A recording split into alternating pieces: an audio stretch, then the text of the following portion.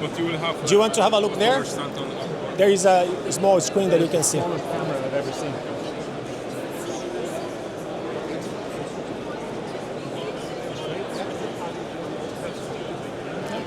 You want to be in that side? Yeah. Stay together. Be in here somewhere. Yeah. You want to be together? Yeah, sure. Yeah. Okay. Does fit everyone there? Ready? Okay, we are in the Wind Energy. It's a fantastic event, more than 40,000 people. I'm here with a global maritime.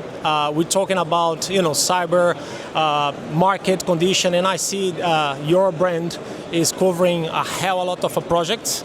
Congratulations on that. Thank you. And thank you for allowing us to know and get more knowledge on that field, because I think cyber also, it becomes a part of agenda of every single CEO. Johnny, thank you very much for having us. Yeah, thank you. Thank you for the opportunity, and really good to talk to you. Yet you're 100% right. I mean, there are many angles in which cybersecurity is affecting all businesses at the moment, just in their day-to-day operations. But one of the key ones for us, of course, as a marine consulting and engineering business, is related to how this can impact the operation of vessels. So for us, dynamically positioned ships, and these are the ships that are held in position above a certain fixed point by their control and thruster systems, are a big part of our business, and we're seeing as time progresses that both the potential for those systems to be compromised by cyber attacks, and also the way that this is being regulated in the market is changing very, very quickly. So if you take, for example, the ways in which this can happen, the vessels are much more commonly now connected directly to internet servers and so on through their satellite uplink systems. And actually, if we think about the trend towards autonomous vessels, they're potentially even more at risk. They have fully integrated systems. They have the potential for artificial intelligence and machine learning and so on to be a core part of the operation.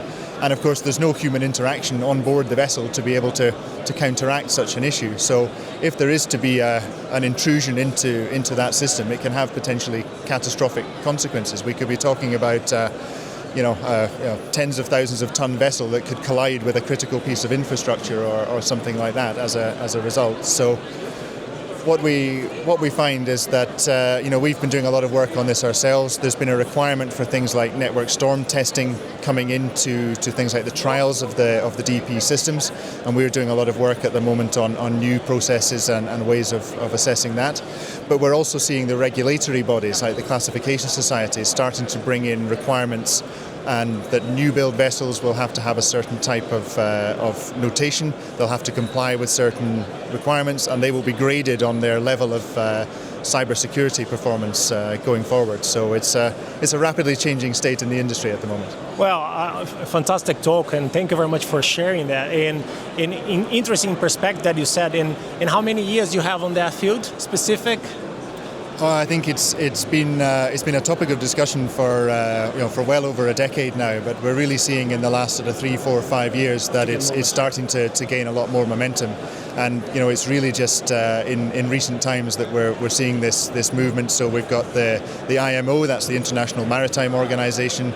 We've got standards of it coming from ISO and things like that, as well as class societies like DNV that are also fast producing new standards, and they're trying to keep ahead of what is a fast-changing field. And of course that we are the ones who are there to make sure that gets complied with in the design of the systems, in the way that the systems are operating in the field, and ultimately to prevent there being a serious accident at sea and damage to critical infrastructure and remove that weak point from the system.